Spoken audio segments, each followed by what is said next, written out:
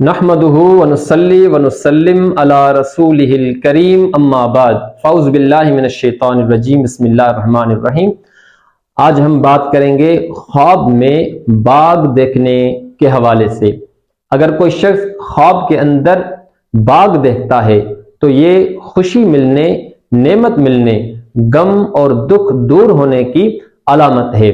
اگر کوئی شخص خواب کے اندر پھلدار باغ دیکھتا ہے تو یہ بھی دولت ملنے اور اختیار ملنے کی علامت ہے۔